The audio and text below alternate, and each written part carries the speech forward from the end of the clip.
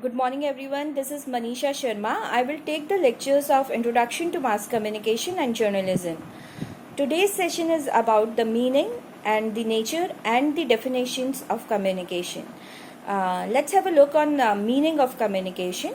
Communication can broadly be defined as exchange of ideas, messages and information between two or more persons through a medium in a manner that the sender and the receiver understand the message in the common sense, that is they develop common understanding of the message.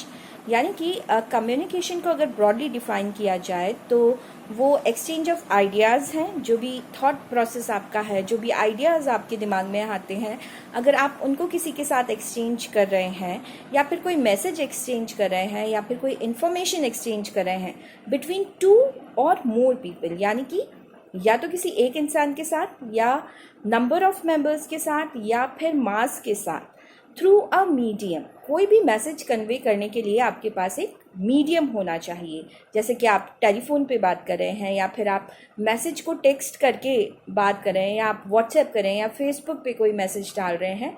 तो जब आप अपनी बात को किसी medium के through किसी दूसरे इंसान तक पहुंचाते हैं या मास तक पहुंचाते हैं और जब वो रिसीवर उस चीज़ को पढ़ता है, समझता है और आप दोनों के बीच अगर एक कॉमन अंडरस्टैंडिंग डेवलप हो रही है उस मैसेज को लेकर, तो that is called communication.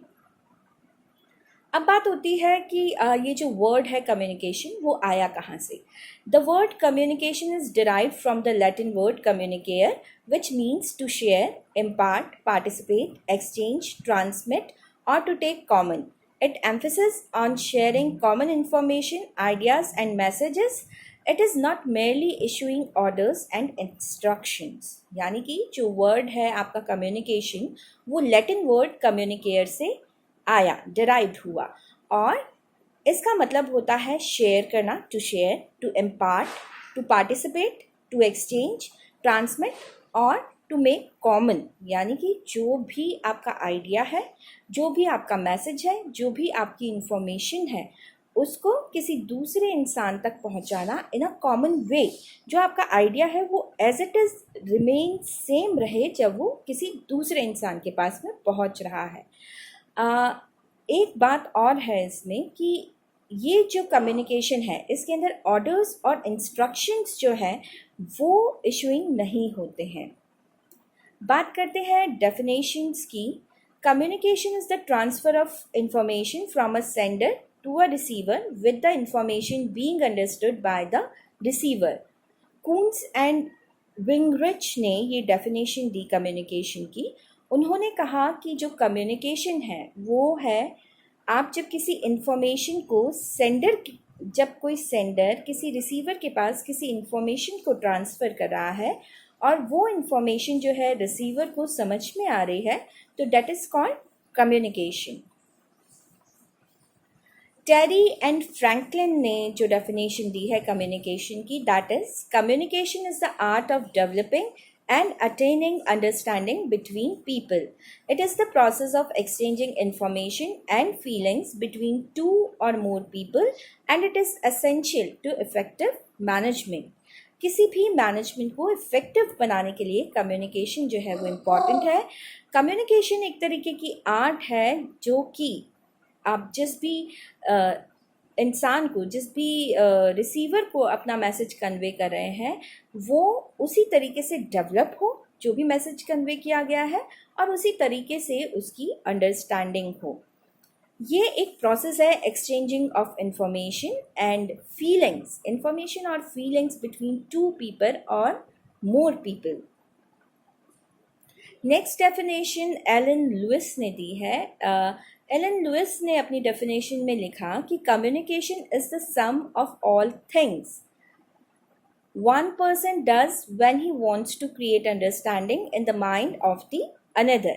It is a bridge of meaning. देखिए बहुत अच्छी बात इन्होंने अपनी डेफिनेशन में लिखी है कि कम्युनिकेशन जो है वो एक ब्रिज की तरह है।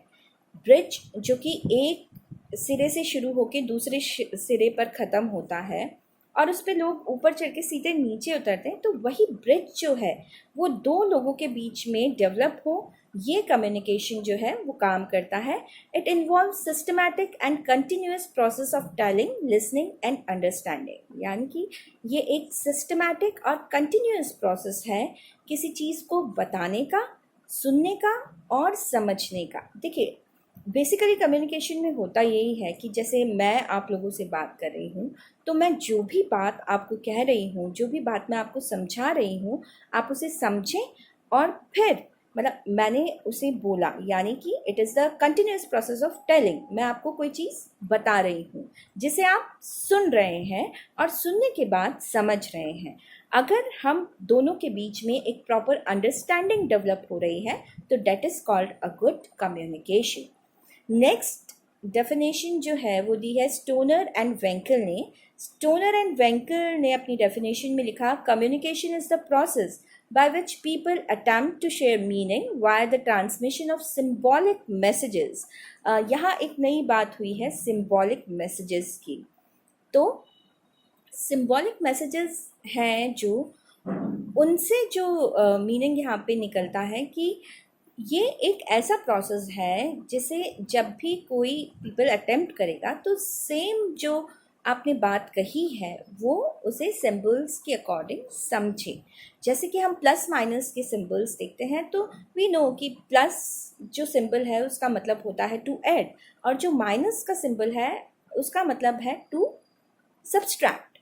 तो स्टोनर एंड वेंकल ने अपनी डेफिनेशन में ये चीज़ बताई है. अब हम बात करते हैं नेचर ऑफ कम्युनिकेशन की. कम्युनिकेशन जो है उसकी बहुत सारे फीचर्स हैं, बहुत सारे नेचर्स हैं. तो first nature is it is a two way process. यानी कि अगर आप के अंदर कोई थॉट डेवलप हो रहा है, कोई फीलिंग डेवलप हो रही है, जब आप किसी और को वो बात समझाएंगे तो क्या होगा कि सामने वाला उसे रिसीव करेगा, उसे अंडरस्टैंड करेगा. यानी कि ये एक वन वे प्रोसेस नहीं है, it is a two way process.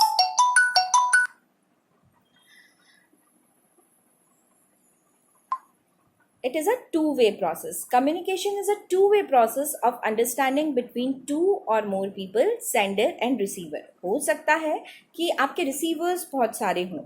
आप जैसे फेसबुक पे कोई मैसेज डालते हैं तो यू आर द सेंडर, आप सेंडर हैं, और उसे रिसीव करने वाले वो सब लोग हैं जो कि आपके एड लिस्ट में हैं, जो कि आपके फ्रेंड्स हैं.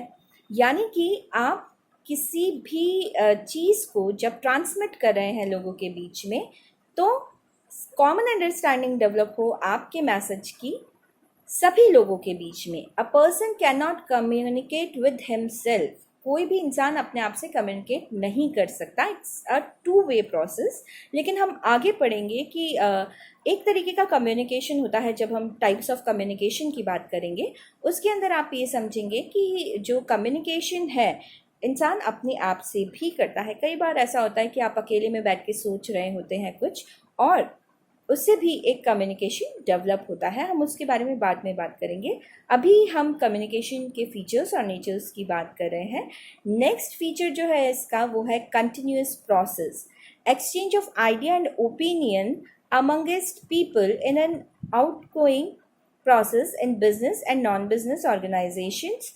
Continuous interaction promotes understanding and exchange of information relevant for decision making.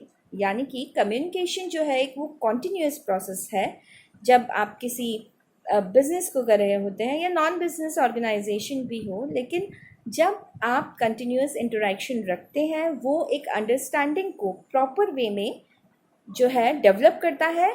Exchange of information होती है जो कि आपकी डिसीजन मेकिंग एक्टिविटी में आपकी हेल्प करती है. Next is dynamic process. It is a dynamic process also because communication between sender and receiver takes different forms and mediums depending upon their moods and behavior. It is thus a dynamic process that keeps changing in different situations. Next is pervasive. Communication is pervasive activity. It takes place at all levels, top, medium, low, in all functions areas, production, finance, personal, sale of a business organization. Next is two people. A minimum of two people, sender and receiver, must be present for communication to take place. It may be between superiors, subordinates, and peer group, intra and inter se. Next is exchange. Communication involves exchange of ideas and opinions. People interact and develop understanding for each other. Next is means of unifying organizational activity. Communication unifies internal organizational environment with its external environment. It also integrates the human and physical resources and convert them into organizational input. Next is verbal and non-verbal. Thoughts, words are active carrier of information. Gestures can something be more powerful than words. Facial expression, sound, sign and symbol are non-verbal form of communication. Next is mutual understanding. Communication is effective when sender and receiver develop mutual understanding. देखिए ये बहुत ज़्यादा important है कि जब आप कोई भी मैसेज जो है वो कन्वे कर रहे हैं उसको पाने के बाद एक कॉमन म्यूचुअल अंडरस्टैंडिंग जो है वो रिसीवर और सेंडर के बीच में डेवलप हो.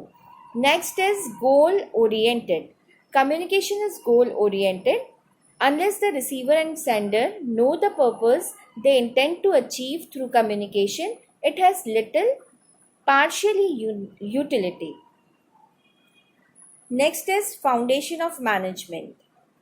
Through communication is a directing function, it is important for other managerial function also. Designing plan and organizational structures, motivating people to accomplish goal and controlling organizational activities. इस तरीके से there are lot of features of communication. I think this session is about to finish.